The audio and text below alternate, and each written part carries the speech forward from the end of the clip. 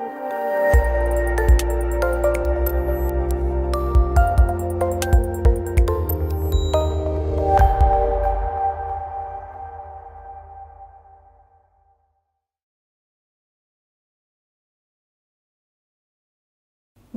back.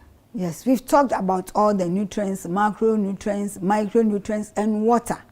Yes, we can eat all these things, but if we eat them and there is no safety applied, then work done, zero. Always remember, nutrition infection cycle. The food will be the best with all the nutrients to meet your need, but then if there is a small infection because of a behavior, then work done, zero. One will start running or vomiting, and you cannot use the nutrients, and then one may fall sick and eventually die. So food safety plays an important role in nutrition. In nutrition, food safety is very, very important. So we need to get serious about food safety when we are talking about nutrition and dietetics practice. So at the end of this class, we should be able to describe ways in which foodborne microorganisms cause illness and diseases to us and how to prevent them. So the picture that you see on the screen also is telling us how the foods are prepared, how they are displayed in the open, and all that. We need to consider them and how that interacts with our environment, flies, dust, all kinds of chemicals, wherever they are coming from farm to table. Very, very important. How we wash our hands before we eat. Do we wash our hands with soap? Do we wash our hands just like that? Some do the sign of the cross. They dip their hands in the water, then they start eating. How many hands did you shake? The food that you bought, how did the woman serve you with her hands? All these things are important and critical when it comes to food safety, sanitation, and hygiene, and how they relate to nutrition. So by the end of this course, you should be able to list agents that can cause foodborne illness, describe ways in which foodborne microorganisms can cause illness, describe ways to prevent foodborne diseases. So when we talk of food safety, it is basically the practical certainty that illness or injury will result from the consumption of any food. And food safety entails the handling of the food. How is the hand that handled that food? The preparation. How was it prepared? The tools that were used in preparation, were they clean? How were they clean? What is the quality of the water that was even used in preparation? What is the quality of the ingredient? And I'm sure you heard about Sudan Red. Yes, all these things are important. Storage. How do we store the foods before we prepare them? Do we leave them in the open for rats, cockroaches, and whatnot to play with them? That is source of contamination. All these things play important. So it is not just a matter of eating the food, but the food that we are eating, safety-wise, how is it like? This has serious implications on our nutrition and hence health. Yes. So we can classify our food hazards into biological, chemical, and physical agents. Yes. When we talk of biology, that has to do with the agents, anything that has to do with animals. Animals, those are the biological. So the cockroaches, the insects, the rats, and whatnot, all of them are biological agents. The other microorganisms that we cannot see, the molds and whatnot, the bacteria, all of them are biological agents that cause diseases to us. When you took your bread, did you find molds on them? Did you eat them? That is a challenge. You were full, but you have a challenge. Later on, you start running. Chemical, these are chemicals that are sprayed on our foods from farm to table. What is happening there? What is happening on the farm? What is happening along the transport chain before it got to the market and you bought? It's a challenge for us in Ghana. We need to think about it. Last time I saw on TV3 on the farm, the farmers were spraying on tomatoes. They were spraying petrol. When they were asked, why are you spraying the petrol? They said the market woman asked them, because with that, the tomatoes stay longer. You brought the tomatoes home, you didn't wash. Your child picked it to eat. This is contamination. Food safety is abused here. Physical agents, these involve metals, glass, anything, hair pieces, nails, and all that we find. All these things can cause hazard. and this is not what we want when we are eating food. So all these things should be considered when we are talking about food. Plastic, glass, pieces of stone. You know, pieces of stone, for example, in your gari and beans, can break somebody's teeth, and it has happened several times. You know, this is a serious issue. The biological agents I've spoken about, the microorganisms, very, very important that we try as much as possible to avoid them. When we see that the food is spoiling, sometimes we see our mothers or aunties trying to, overcome the odor with ginger. Some may put charcoal in and all that. That is not good. Still, that biological agent is there. It is the odor that is out. So you eat it, your system might not be the same as my system, and at the end, you will fall sick. I can eat it, maybe I will be okay. But what about the other person? And we need to think about those who are immunocompromised. When they are immunocompromised, such things should not be touched at all. We see that the food is slimy. It tells you that spoilage is taking place. Therefore, it is not the best quality to eat, because the microorganisms have already taken the best out of it. And we are going to take it together with the microorganisms. Infection sets in.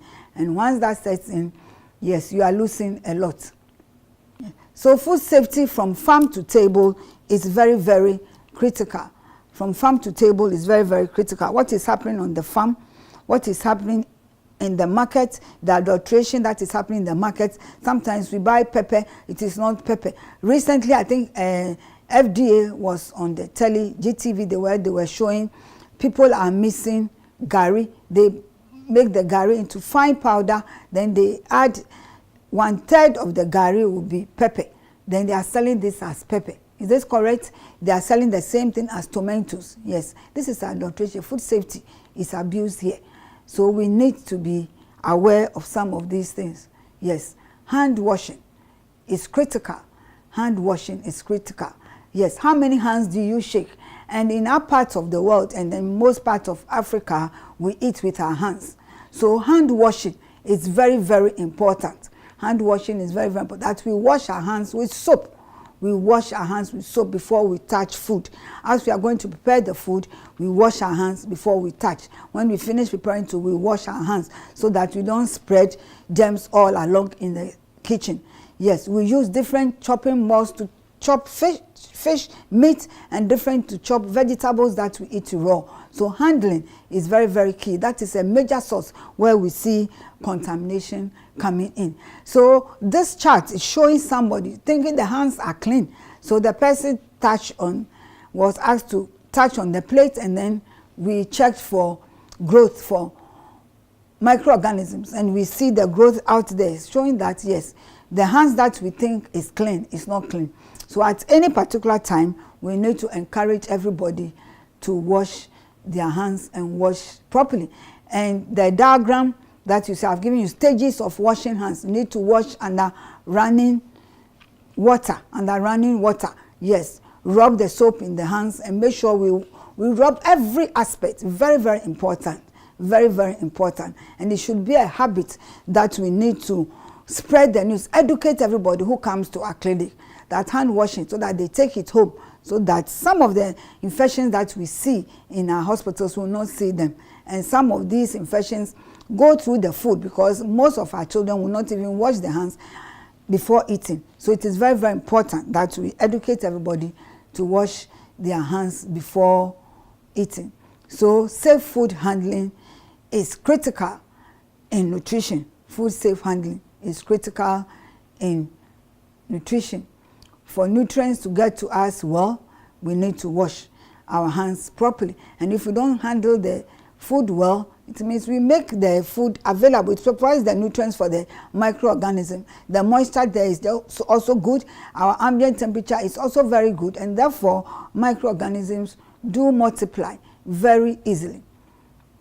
So we need to keep our hands and surfaces clean, keep raw food separate from cooked food. For example, meat, that is, you just taking it from the freezer, you should separate it from the vegetables. For example, salad, that will be eaten raw, because as the water drains from the meat or the fish and enters onto the salad, then you are going to eat it. It is not good. This is not good. So we need to educate people on that.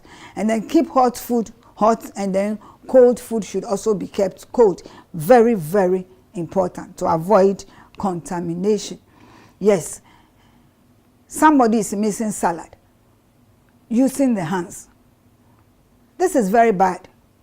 No, one should use the spoon or tongs, or should wear gloves to be able to mix. So this is a bad practice that we need to educate people to know to do. So keep hands and surfaces clean. It's very, very important. Keep hands and surfaces clean at all times so that we avoid contamination. Keep raw food safe from raw foods, away from cooked foods. It is very, very important. Separate them even as you store them. Let the raw foods be at the bottom so that cooked foods will be at the top of in the fridge if you are storing, or even when you are arranging them anywhere in the cabinet. It is very, very important so that the uncooked food might not drip or any to fall on the ones that are cooked and ready to consume. Keep hot foods hot, keep cold foods cold. And then placing them, this diagram shows you where you need to place them in the refrigerator. It is very, very important. Yes, always keep food safe, because if food is not safe and one ingests, the food will be the best food, nutritious wise, best. But then because of small salmonella hiding somewhere, small bacteria hiding somewhere, the food that is eaten, everything cannot be assimilated. The person will start running, you will lose everything. And if one does not take care, death can set in. I'm sure you all recall last 2 years, the cholera episode in Ghana. It's all because of safety. One way, at a place that you always buy tea and bread from every morning, that place you went there, bought the beverage, had the bread. After eating, yes, you had cholera. So I'm sure it is from the water. So water could also be a source of contamination. Where are you getting your water from? What source of water are you using? If it is from the borehole, so it is important that we also boil. Sometimes people think just by the coloring, because the color is brownish, you put something in aluminum to change the color, then you can drink. No. So sometimes when you are not sure, we need to boil, and then we also sieve it so that any particles that are inside, we also get rid of them.